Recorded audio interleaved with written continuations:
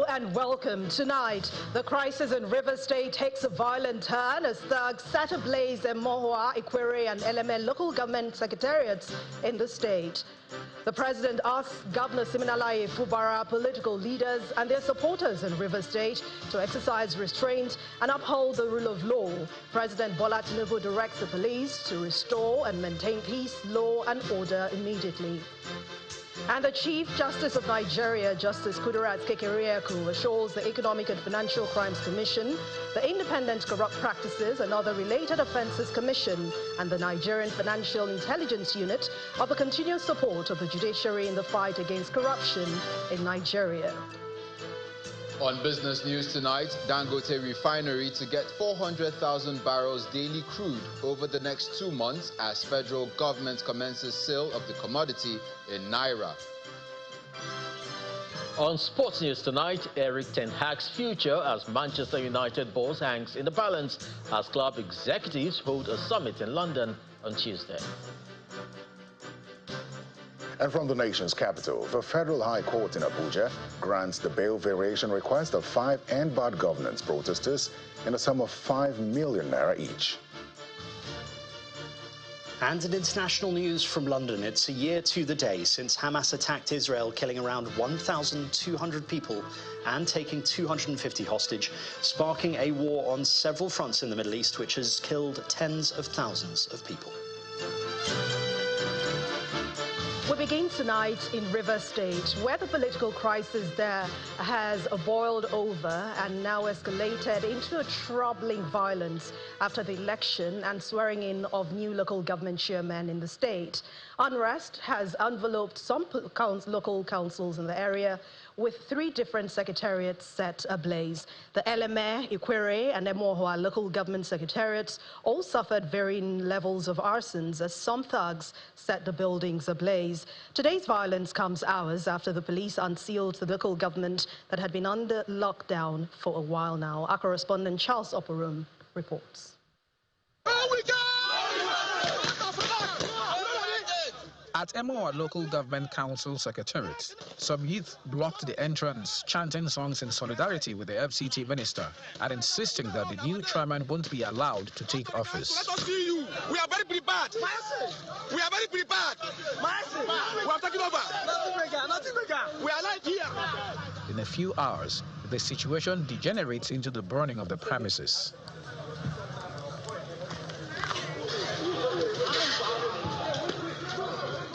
The story is the same at Ishopu, council headquarters of Ikwere local government, which is a brand new building.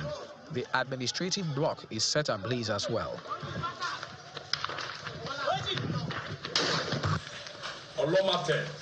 At Inchia, headquarters of Eleme local government, the council secretariat building is burned completely, with vehicles and glass shattered. The chairman blames his predecessor for the arson attack and says he has reported the incident to the police. Well, before today, yesterday night, we gathered intelligence reports that hoodlums want to set the secretariat ablaze. We communicated this intelligence to the various security agencies, but they took it for granted. Reaching here this morning to resume office, what we saw is not palatable. Hoodlums are set ablaze the secretariat of the local government council. A native of Eleme condemns the incident, urging the losers to be gracious in defeat and move on with their lives. Having sworn them in on Sunday, this morning we got a shocking report that about 2 local governments are on fire, and unfortunately one of them, the one at Ogale and Chia Element, happened to be my own local government. I want to say it's quite unfortunate. That was barbaric and that was primitive, and it shouldn't have been in this new digital age that will bring down the local government secretariat, and that shows that they should be described as enemies of the state. The police had earlier withdrawn their personnel from the various councils as ordered by the IGP, and this left the way clear for the new chairman to take office. Following the burnings, they are yet to release any statement on the situation. The spontaneous outbreak of unrest isn't restricted just to Eleme, Ikwere and Emohua. There have been multiple reports of pockets of violence in Oyibo and Onelga as well. Residents will be hoping that these spate of violence are brought under control sooner than later. Charles Oporum, Channels Television News. Civil Defense. The spate of violence in the state gets the president's attention, with the nation's #1 citizen, President Bola Tinubu, asking the governor, Siminalayi Fubara, political leaders and their supporters in Rivers State to exercise restraint and uphold the rule of law. In response to recent tensions following last Saturday's local government council election, the president expressed deep concern over reports of arson and explosions in the state. In a statement signed by the Special Advisor on Information and Strategy, Bayo Ononuga, the president asked all political actors to de-escalate the situation and encourage their supporters from engaging in violence or destructive actions. President Tinubu also directed the police to restore and maintain peace, law and order immediately, and emphasized the need to ensure security of public institutions.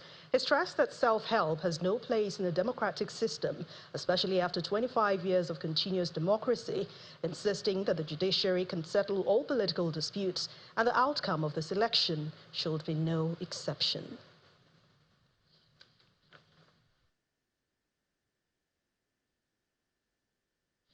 Meanwhile, Governor Siminalayi Fubara has paid a visit to assess the extent of damage done to the Secretariat of the Ikwere Local Government Council in Ishioko. The inferno burned office equipment, shattered glass, files, chairs and tables and other consumables. Ikwere was one of the local government areas where unidentified gunmen set buildings ablaze as the newly elected council officials were to resume office. Well, it is understandably a busy day for Rivers State Governor Siminalayi Fubara, but he still made up time to field questions from Channels Television's program Politics Today. Governor Fubara says that all Nigerians know that he has no hand in the destruction of local government secretariats in Rivers State. The governor noted that he sounded the alarm on Sunday evening when he swore in 23 newly elected LG chairpersons in the state that some aggrieved political actors had mobilized to destabilize the peace of the state on Monday. Our Politics Today anchor, Seun Okinbaloye, also asked the governor if this crisis is all about him, reneging on his understanding that he had with former governor and now FCT Minister Nyesom Wike. I don't think there's any understanding we have not kept. I can say it here. There is no understanding that we have that I've not kept. That is the truth. Like I said, I honestly would not want to discuss those issues. What I'm appealing is everyone should share their sword. Even to the minister, there is no need to destroy the states. You once ruled the states. The state was the envy of every other state. Another person is there now. What you need is to give the support. After 4 years or who knows 8 years, I will also leave, another person will take over. That should be the spirit. When it comes to election period, you can fight and do whatever, but now it's time for governance. We need all the support. We're here complaining that Nigeria have a problem, reduction in our oil production. We're trying to improve our production stage. And we are here. This is the heart of where the problem is. We have the problem in Emowa, we have the problem in Degema. We're trying to manage it. And we're now adding in-house issues. These are in-house issues that ought not to be out. Staying with the River State crisis, and the Ahoda local government secretariat may have remained untouched, but it did experience its own moments of tension and uncertainties. Our correspondent Deborah Agbalama covered the situation in Ahoda East local government area in this report. On arrival at the council this morning, the newly sworn-in chairman of Ahoda East local government area, Chibudom Hezekiah, along with the councillors and a large crowd of supporters, met a slight resistance at the gate. A small group attempted to prevent them from gaining access. However, with the intervention of the security operatives and the crowd's insistence, the situation was brought under control and the chairman and his team gained access to the council.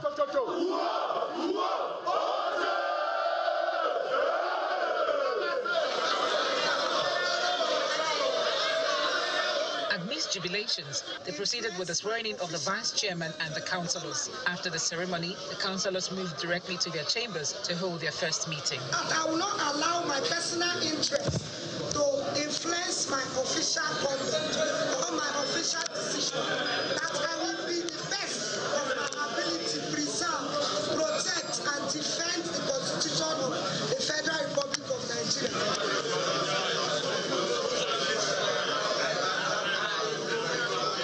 Speaking to us, the chairman, Mr. Hezekiah, alleged that the brief disruption at the gate was orchestrated by the former chairman, Benjamin Eke, who is loyal to the FCT minister. However, he noted that the will of the people is greater. So we are live at Ahoda East local government area in Rivers State, and just like every other 23 local government chairmen that were sworn in, is expected to resume. The chairman of the local government council, Reason Hezekiah, also as well as the councillors and other members of the council came this morning, and at the gates they faced some resistance, but eventually they were able to surmount it with the help of security operatives, and they made their way into the council. And as we speak, process is over. They've sworn in the councillors, and they've even held their first session. I have the chairman with me here. What was the incident that happened at the gate today?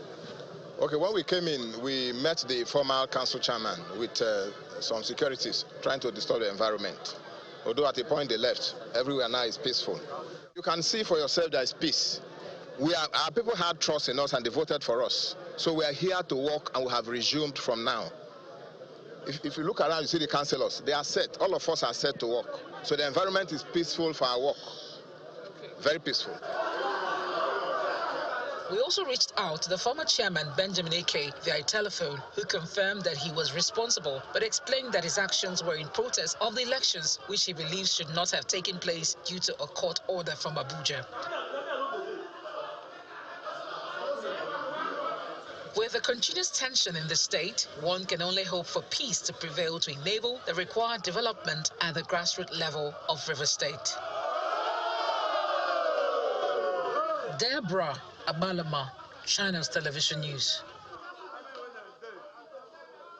Well, just when many thought that the worst had come and gone, news of another potentially troublesome situation filtered in from Degema local government area of Rivers State this evening. Some individuals sealed the council headquarters of Degema local government of the state. They were led by the member representing Degema in the House of Assembly, the former council chairman and the PDP chairman of the local government. They insisted the council remain sealed and the new chairman won't be letting to the council until the proper election is conducted. They went on to accuse the governor of disobedience to the rule of law.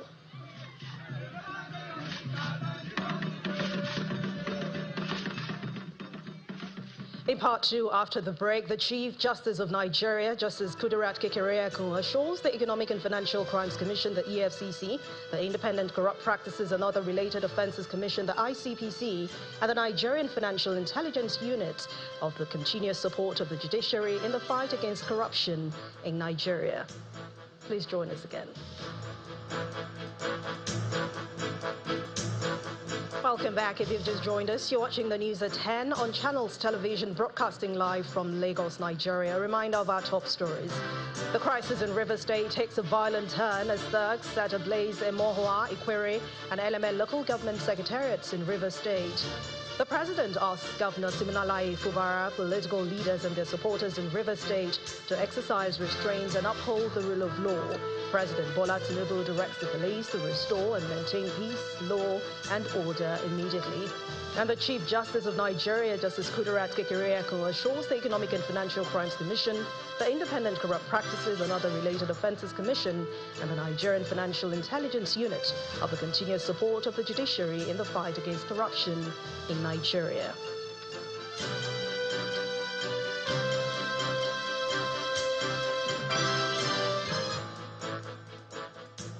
Still on the political crisis in Rivers State and his comments on our politics program today, the Governor Siminalayi Fubara is asking his predecessor, as the former governor of Rivers State and now the FCT minister, to let peace reign and let go of Rivers State. Can you tell us, if you see Governor Wike right now, what would you be telling him? I'll tell him that there's going to be a point where he needs to let go. We need peace in these states. You don't necessarily need to win all the fights. At times, you just let go. It's sake of the good people of Rivers and the love that he has always professed for the state. We need to secure the state. We don't need to burn down the states. Fubara will leave tomorrow. Who knows who is going to come? Maybe through him, maybe through a person. But we need to still keep this state intact. Away from the tension in other local government areas of Rivers State, the situation was different in Port Harcourt, the state capital, where the assumption of office was very peaceful. Although there were rumors of planned resistance by unidentified people, the newly elected executives and legislators gained unhindered access, successfully inspected the facilities of the premises, and inaugurated the 8th Legislative Assembly. Contrary to violent confrontation in other parts of Rivers State, the assumption of office in Port Harcourt local government area is peaceful. The council secretariat, which had been barricaded by the police for the past 3 months, is unsealed. This follows an order by the Inspector General of Police on the heels of the conduct and swearing in of newly elected local government chairpersons for the 23 local government areas. The newly sworn-in chairman, accompanied by his vice and elected councillors, gained unhindered access to the council secretariat despite earlier reports that an attempt was being made by unidentified individuals to seal the premises again. As expected of a facility locked for months, the premises had become overgrown with grass and needed maintenance. Overseeing the cleanup efforts, the chairman emphasized his commitment to revitalizing the local government area. It's a thing of joy that a breath of fresh air will be given to this council, and civil servants who have longed to be in their various offices, who have been denied that access, will now come back to their office and do what they know how to do best. Following the reopening, the chairman convokes and inaugurates the local legislative assembly, urging the 20 lawmakers to make laws that align with the state government's policy thrust. To build a nation where no man is oppressed, and that is the policy of this administration. Immediately after the inauguration, the councillors elected their principal officers, with a councillor representing Ward 2, Ogunka Ojima, emerging as the leader of the 8th Legislative Assembly. This phase perhaps marks a new chapter for Port Harcourt local government area, as normalcy appears to have returned to this council after months of uncertainty. Vice President Kashim Shettima has reiterated the commitment of President Bola Tinubu to providing the enabling environment for judicial officers to discharge their responsibilities. He stated this while declaring open a 2-day capacity workshop organized for justices and judges, organized by the Economic and Financial Crimes Commission and the National Judicial Institute in Abuja. The Vice President underscores the need to stop what he calls frivolous appeals, technicalities and intimidation of judges in the fight against corruption, and it must be won in Nigeria. Our State House correspondent Emperor Simon reports. This workshop, which has Vice President Kashim Shettima representing President Bola Tinubu, is organized to enhance the capacity of justices and judges to curb economic and financial crimes in Nigeria.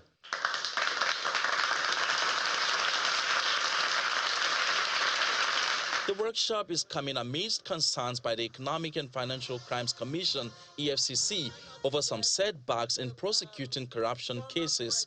The incidence of suspects facing criminal investigations rushing to court to obtain orders of injunction, restraining the Commission from inviting, investigating, interrogating, and arresting them, including some state governments, has become rampant and worrisome. At the last count, the Commission is unable to conduct investigation in at least 10 states of the Federation. The former Secretary General of the Commonwealth, Chief Emeka Anyaoku, is the keynote speaker, and he underscores the need for political will and sincerity of purpose if corruption must be dealt with in Nigeria. As it consolidates what promises to be its new era of productive leadership, the EFCC should be encouraged to pursue its investigations with more transparent fearfulness and even-handedness. The Chief Justice of Nigeria, Justice Kudirat Kekereekun, while assuring of the support of the judiciary, urges the anti-corruption agencies in Nigeria to strengthen their investigation capacity to facilitate speedy prosecution.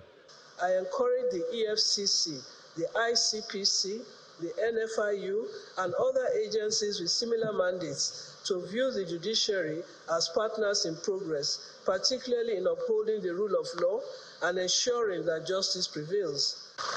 President Bola Tinubu, in a speech presented by Vice President Kashim Shettima, reiterates his administration's commitment to reforming the judiciary. We are not oblivious of some challenges that continue to impede the speedy adjudication of corruption cases. They include frivolous applications and appeals meant to delay trial, intimidation of judges by counsel, and judgment based not on the facts of cases but on technicalities. It is my expectation that this workshop will interrogate these issues, and more importantly, I believe this event presents an opportunity for the bar and the bench to improve their capacity in dealing with emerging topologies of financial crimes. The workshop is expected to build synergy between the judiciary and the anti-corruption agencies, which will translate into improved prosecution of corruption cases in Nigeria. From the National Judicial Institute, Abuja, Empress Simon, Channels Television News.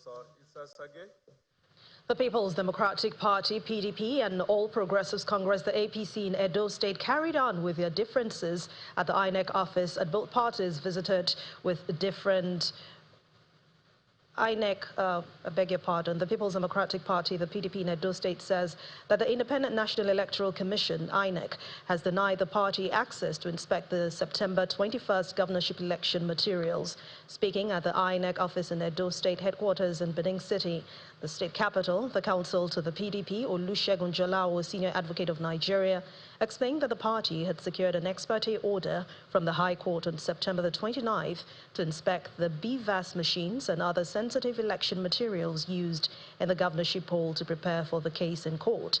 He maintains that the consequences will be dire to the PDP if the chances in court if access is not granted for the inspection of the materials in INEC custody between now and Saturday. We came here today in furtherance of our attempt to get materials to flesh up our petition, pursuant to a court order we received on the 29th of September 2024. Now, when we got here today, we were not able to get audience with the rep, but we were able to see the head of legal, who told us that they were preparing a schedule for our inspection. We have not been able to inspect today. We have not been able to have access to our BVAS machines to conduct interrogation of same with our team. So where we are right now is that we are told that whenever a schedule is ready, we'll be contacted by INEC. Time expires on Saturday for us to file this petition. Today is Monday. I don't think I need to say more. Meanwhile, the Deputy Governor-elect of Edo State, Dennis Idahosa, and some youths have kept watch at the headquarters of the Independent National Electoral Commission in Benin City. The Deputy Governor-elect says that they heard of plans by the PDP to invade the INEC office and were at the INEC office to prevent any form of violence. They insist the APC won the election and are out to ensure that there is no unrest in Edo State. All the security agencies have ensured that there is peace and love within our state. As you can see, these are men from 3 senatorial districts that makes Edo State. We are not fighting. There is peace in Edo, and we are going to ensure that the peace remains in Edo. Amen. In a few weeks from now, Obaseki will be out. And by the grace of God, the next governor of Edo State will be the civil senator, Monday Okwewolu.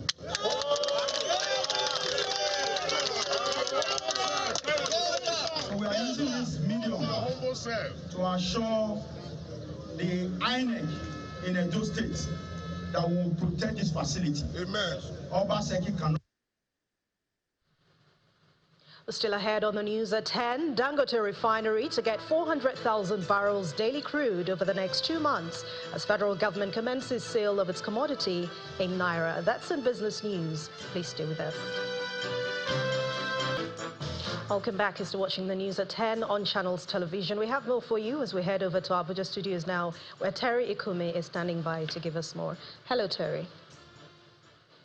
Well, hi, Anne. Thank you very much. Let's go to the courts now. Justice Emeka Nwite of the Federal High Court in Abuja has granted a bail variation request of 5 and bad governance protesters in a sum of 5 million naira each. Justice Nwite had on September 11 granted the bail request of all 10 protesters in a total sum of 100 million naira at 10 million naira each and one surety in like sum. Some of the protesters arraigned and remanded in prison by the federal government were struggling to meet the bail conditions granted to each of them by the court, which includes a surety with landed property in Abuja. The defense lawyers, however, approached the court to appeal the bail condition for the sake of the 5 others who could not meet the requirements. Following the variation application by the defense lawyers, Justice Nwite granted the defendants bail in a total sum of 25 million naira for the 5 defendants and one surety in like sum. He further stated that the surety must be a blood relative, specifically a father or mother. If neither parent is available, other blood relatives within the jurisdiction will be allowed. The Duchess International Hospital has marked 3 years of providing quality and affordable health services to Nigerians in Lagos. The annual Black Tie Dinner event, which held at the hospital's main auditorium, titled Friends of the Duchess International Hospital, put together by the management, was held to appreciate Nigerians for their patronage and trust. Their cell phones and... The annual Black Tie event brought together the management of Duchess International Hospital, former governor of Cross River State, Mr. Donald Duke, senior advocate of Nigeria, Mr. Femi Falana, amongst others. The Chief Executive Officer of Duchess International Hospital, Dr. Tokumbo Shitabe, who thanked all present for coming, said he and his team will continue working to bring down the cost of medical care they provide. Receiving care in the best hospitals quite often is prohibitive. That is the other dimension to the duty that we owe. How do we bring down, subsidize the cost of healthcare? We have a duty, a responsibility in that direction as well. In his remarks, the former Cross River State Governor says Duchess International Hospital has proven that Nigerians can excel if given the right environment to operate. We have all that it takes. Nigerians are first class when given the environment within which to work. And I really, truly hope we could replicate this rather. It was an evening that represents Duchess International Hospital's class and cordiality. It is believed that the feat achieved by the hospital in the last 3 years can be replicated across Nigeria. This is just the beginning. I think we need to think as Nigerians to create more hospitals like Duchess and others like it in Lagos and all throughout Nigeria, so that every Nigerian can have access to the great care that is available here at the Duchess International Hospital. For the management of the Duchess International Hospital, they remain focused in providing quality health care. Our mandate, of course, is to deliver that access to affordable world-class health care. What we've done here is that we have been very, very serious about our vision to do that. The Duchess Hospital is a very unique entity indeed. It is as government as it gets in the private sector. The management of Duchess International Hospital says the world-class facility situated within the government's reservation area of Lagos State is uniquely positioned to end medical tourism as well as provide affordable medical care to Nigerians. The former governor of Cross River State. Well, that's all from the nation's capital. Back to Anne in Lagos. Thank you, Terry. To other stories, the Nigeria Liquefied Natural Gas NLNG Limited has celebrated the significant contributions of news reporters for their exceptional coverage of the Nigeria prizes over the years. This recognition was part of the activities marking the 20th anniversary of the Nigeria Prize, which has been a crucial part of Nigeria's culture landscape for the past 2 decades. The event held in Lagos highlighting the vital role the journalists play in bringing attention to these prestigious awards, which honor excellence in various literary and scientific fields.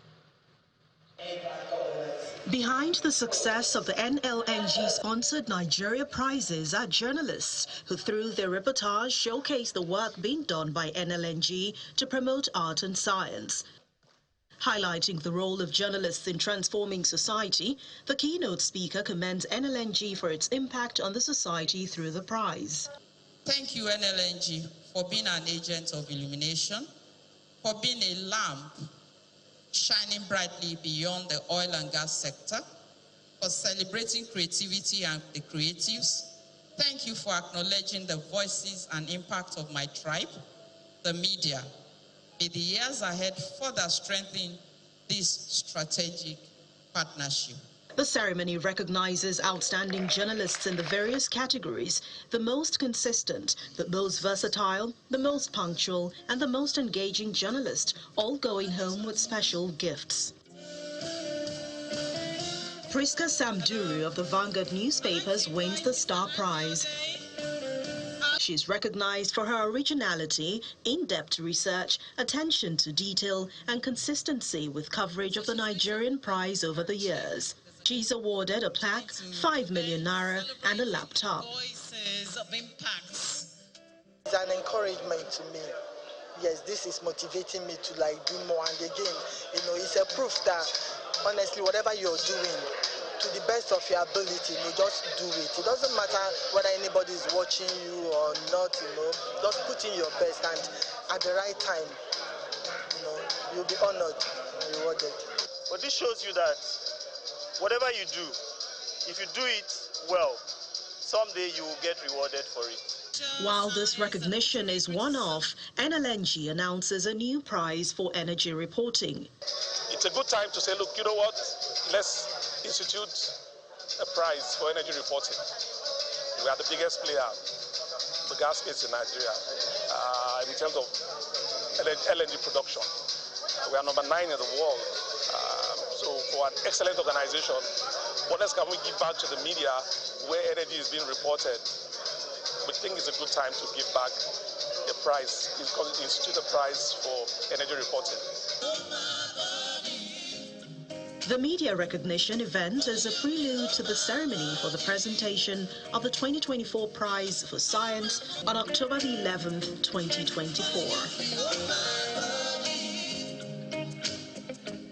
Stanbic IBTC Pension Managers Fuse Talent Show is now in its 3rd season, and the stakes are even higher this time, building up on last year's exciting edition, where 12 exceptional individuals went home with a share of 32 million naira.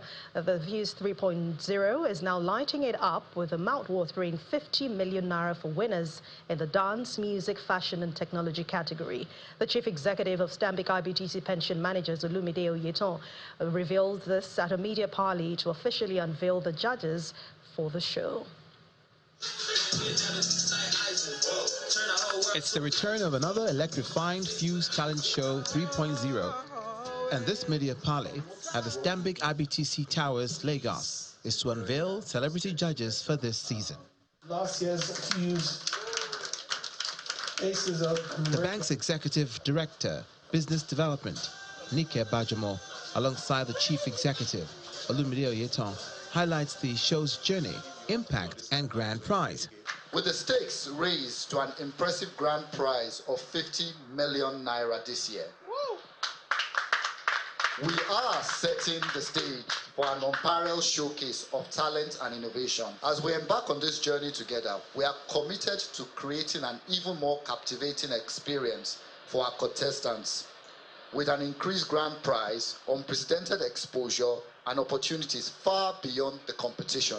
Fuse provides a platform for young Nigerians aged 18 to 35 to showcase their talents across various artistic fields. We're bridging the gap between raw talent and industry success by offering prizes, mentorship, and exposure. And what's a Fuse talent show without feedback and testimonies? This is a platform that has helped me, and I really hope to see help other creatives as well. When we came into Fuse Show, we were just doing like 4 several courses, but now we're happy to say we have about 11 courses where people are learning, and we've created over 900 jobs for young people in several communities across Nigeria. Organizers say the Fuse talent show will be lit up by diverse and talented contestants in 4 categories: music, fashion, tech, and dance from across the nation. It's a call to watch.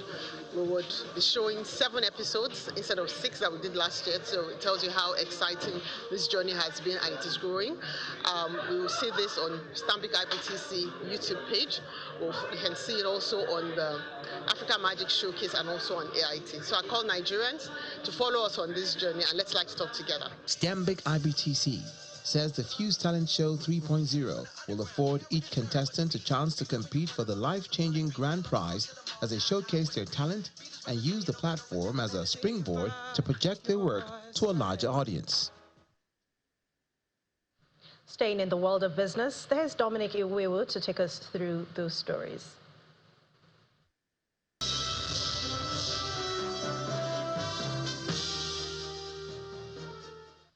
Thank you, Anne. On business news, Africa's biggest refinery, Dangote Oil Refinery, is due to take up 400,000 barrels per day of Nigerian crude this month and in November, as it increasingly turns to local feedstock. According to a report by Bloomberg, the expected rollout of approximately 24 million barrels over the next 2 months follows the announcement by the federal government that it has commenced Naira for crude agreements with the 650,000 barrel per day Dangote Refinery.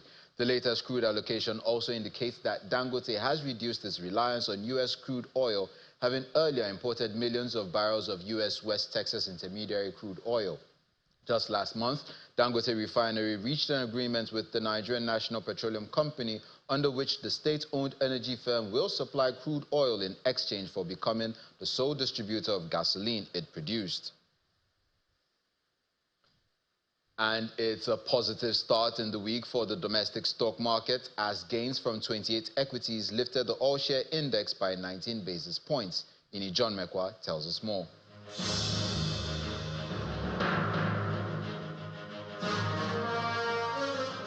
Good evening, everyone. Welcome to the Stock Market Report. Well, the week opens on a positive note for the NGX as we see 107 billion naira gained on the market cap, bringing it back to that 56 trillion naira level, 56.146 trillion naira. However, for the all shares, still struggling to get back to the 98,000 level that it lost last week. But the all share is up 0.19%, and it's because of MTN Nigeria. Today, we see about 8 kobo gain on MTN Nigeria to close at 191 naira 10 kobo. But it moved the market to the green zone. Let's look at the counters now to get a bigger picture of what has happened at the close of trade today. So let's start with banking, our favorite, almost 1%, up 0.81%. FBN Holding, UBA, they were up. Consumer goods also green today. Dangote Sugar getting a bit of recovery and positive sentiment. Oil and gas is back on a winning spree. Oando and Japo are usual suspects. So it's up 0.22%. So it's a good way to start the week because the bull is victorious today.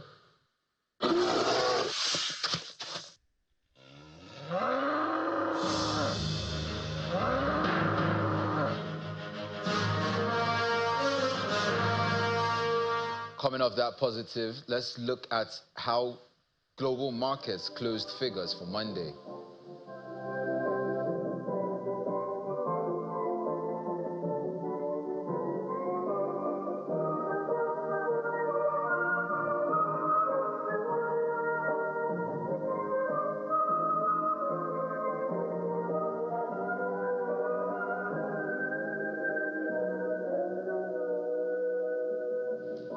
And that's it on business news. Back to Anne for the rest of the news at 10. Thank you, Dominic. Israeli and the people around the world are marking 1 year since Hamas attacks that left 1,200 people dead and took 250 others hostage. Here's Simon Pusey with more international news and around the world in 5. Good evening and welcome to the channel's studios here in London with your international news around the world in 5. It's a year to the day since Hamas attacked Israel, killing around 1,200 people and taking 250 more hostage, sparking a war on several fronts in the Middle East, which has killed tens of thousands of people. Israelis marked the first anniversary of the devastating Hamas attack in Rhym, the site of the music festival where more than 360 people were killed and dozens taken hostage. President Isaac Herzog presided over the memorial ceremony, which began with the last track that was played at the party a year ago. Ceremonies also took place at kibbutz villages and towns near the border throughout the day. Women in Tel Aviv created a human chain to honor the remaining 101 hostages. Prime Minister Benjamin Netanyahu visited the Jerusalem Iron Sword Monument, lighting a candle there. At the time of the attacks, he phoned President Joe Biden and told him that we've never seen such savagery in the history of the state, not since the Holocaust. Since then, Israel has inflicted many terrible days on the Palestinians in Gaza. Nearly 42,000 people, mostly civilians, have been killed, according to the Hamas-run health ministry. Much of Gaza is in ruins. Palestinians accuse Israel of genocide. The war has also spread. 12 months on after Hamas went on the offensive, the Middle East is on the verge of an even worse war, wider, deeper, and even more destructive. Ceremonies have been taking place across the world to remember those who died in the Hamas attacks a year ago today. British Foreign Minister David Lammy visited a North London synagogue to commemorate the victims of the October the 7th attacks, as well as the hostages held by Hamas in Gaza. The worst attack on the Jewish community since the Holocaust, and of course thinking about the many hostages that are still held in Gaza and their loved ones and the pain. Ukraine's military says it has carried out a strike on a large oil terminal off the coast of the occupied Crimean Peninsula, the latest in a wave of attacks targeting Russian-controlled energy facilities. Footage circulating on social media appeared to show smoke rising over the Odessa terminal. Officials in Kyiv said the country's missile forces launched the strike on the largest oil processing facility on the peninsula in an attack overnight. Russian-installed officials in Crimea have not confirmed the strike, but did acknowledge a fire at the facility. 2 Chinese nationals have been killed and at least 10 injured in a suspected suicide attack near Karachi airport in Pakistan. A third body, not yet officially identified, is thought to be that of the attacker. The Chinese embassy in Pakistan said the explosion on Sunday night was a terrorist attack targeting a convoy of Chinese engineers working on a power project in Sindh province. The separatist Balochistan Liberation Army, which has in recent years carried out attacks on Chinese nationals involved in development projects in Pakistan, has said it carried out the attack.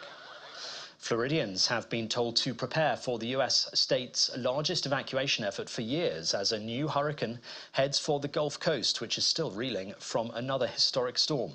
Hurricane Milton off the Mexican coast, a storm that could threaten lives when it reaches the state's west coast in the middle of the week. It comes just 10 days after Storm Helene, the deadliest mainland storm since Katrina in 2005, tore through the U.S. southeast, killing at least 225 people. Hundreds of others are still missing. These are obviously local decisions about evacuation, but you have a storm where the range of possibilities are basically the entire Florida peninsula on the Gulf Coast. The storm's going to be powerful enough to potentially generate major storm surge, so I would anticipate anybody in like barrier islands or those low-lying areas are probably going to have an evacuation order.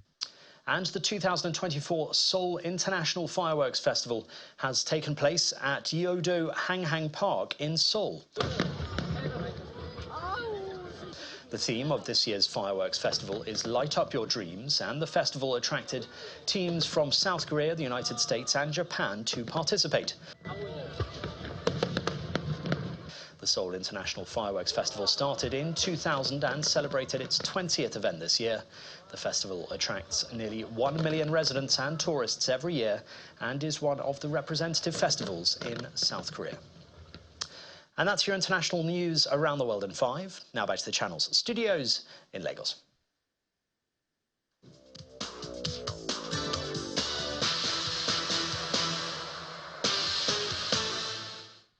Thank you, Simon. Welcome to Sports News. Two-time African champions and Nigeria's tour representative on the continent, Enyimba International, have been drawn in Group D in the group phase of the CAF Confederation Cup. The People's Elephant will face title holders Zamalek Sports Club of Egypt, Al Masry Sports Club, also of Egypt, and Mozambique's Black Bulls. The group stage kicks off in November, setting the stage for some of Africa's biggest clubs to chase CAF Confederation Cup glory. Enyimba have been the most successful Nigerian club in CAF competitions, winning back-to-back Champions League and Super Cup titles between 2003 and 2005.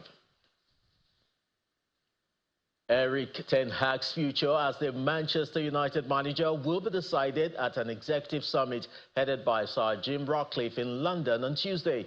The meeting is expected to be attended by Ratcliffe, who controls the football department, and includes Omar Berrada, the chief executive, Dan Ashworth, the sporting director, and Jason Wilcott, the technical director. Manchester United have endured their worst ever start to our Premier League campaign, which leaves them 14th on the table with just 8 points from 7 games. If Ten Hag is removed, the Red Devils have lined up Brentford manager Thomas Frank, former Chelsea boss Thomas Tuchel as potential replacements. That's it on sport. It's back to you, Anne.